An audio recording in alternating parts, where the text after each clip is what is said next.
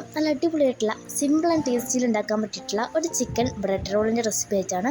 അപ്പോൾ നമുക്ക് നേരെ വീഡിയോയിലോട്ട് പോകാം. ആദ്യം നമ്മളൊരു പാൻ വെച്ചിട്ട് അതിലോട്ട് ആവശ്യത്തിനുള്ള വെളിച്ചെണ്ണ ആഡ് ചെയ്തെടുക്കുന്നുണ്ട്. ഇനി നമ്മൾ അതിലോട്ട് 2 പച്ചമുളക് ചെറുതാക്കി കട്ട് ചെയ്തിട്ടാണ് ആഡ് ചെയ്തെടുക്കുന്നത്. ഇനി അത് നന്നായിട്ട് മിക്സ് ചെയ്തെടുത്തതിന് ശേഷം 2 സവാള ചെറുതാക്കി കട്ട് ചെയ്തതും കൂടി ആഡ് ചെയ്തിട്ട് കുറച്ച് ഉപ്പും കൂടി ആഡ് ചെയ്തെടുക്കുന്നുണ്ട്. ഇനി നമ്മൾ നന്നായിട്ട് മിക്സ് ചെയ്തെടുക്കുക.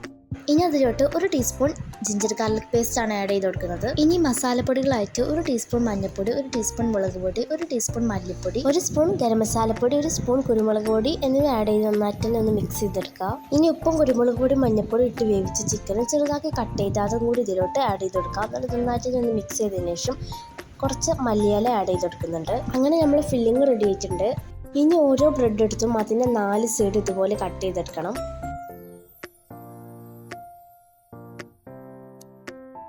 ഇനി ഒരു ബ്രെഡ് എടുത്തതിന് ശേഷം ഇതുപോലെ വെള്ളത്തിൽ ഡിപ്പാക്കിയിട്ട് ഒന്ന് പ്രസ് ചെയ്തെടുക്കണം. ഇനി നമ്മൾ റെഡിയാക്കി വെച്ച ആ ഒരു മസാല ഇതിലോട്ട് കുറച്ച് ആഡ് ചെയ്ത് കൊടുക്കുക. എന്നിട്ട് നമ്മൾ നന്നായിട്ട് ഇതുപോലെ ആക്കി പ്രസ് ചെയ്തെടുക്കുക. നമ്മളൊരു കോഴിമുട്ട പൊട്ടിച്ച ആ മിക്സിലോട്ട് ആക്കിയതിന് ശേഷം നമ്മളിത് ബ്രെഡ് ക്രംസിലൊന്ന് ആക്കിയെടുക്കുക. ഇതുപോലെ നമ്മൾ എല്ലാതും ചെയ്തെടുക്കണം. ഇനി നമ്മളിത് ഓരോന്നും ചൂടായ എണ്ണയിലോട്ട് ഇട്ട് ഫ്രൈ ചെയ്തെടുക്കുക. ഇതിൻ്റെ ഒരു ഭാഗം ബ്രൗൺ കളർ ആയതിന് ശേഷം നമുക്കിതൊന്ന് തിരിച്ചിട്ട് കൊടുക്കുക. ഇനി മറ്റേ ഭാഗം ആയതിന് ശേഷം നമുക്കിത് കോരിയെടുക്കുക. അങ്ങനെ നമ്മൾ സിമ്പിളായിട്ടും നല്ല ടേസ്റ്റി ആയിട്ട് ഉണ്ടാക്കാൻ പറ്റിയിട്ടുള്ള ചിക്കൻ ബ്രെഡ് റോൾ ഇവിടെ റെഡി ആയിട്ടുണ്ട്. അപ്പോൾ എല്ലാവരും ഉണ്ടാക്കി നോക്കിയിട്ട് ഫീഡ്ബാക്ക് അറിയിക്കുക. സബ്സ്ക്രൈബ് ചെയ്യാത്ത കാണുന്നവരുണ്ടെങ്കിൽ സബ്സ്ക്രൈബ് ചെയ്യുക, ലൈക്ക് ചെയ്യുക, ഷെയർ ചെയ്യുക. അടുത്തൊരു വീഡിയോ ആയിട്ട് കാണാം. ബൈ.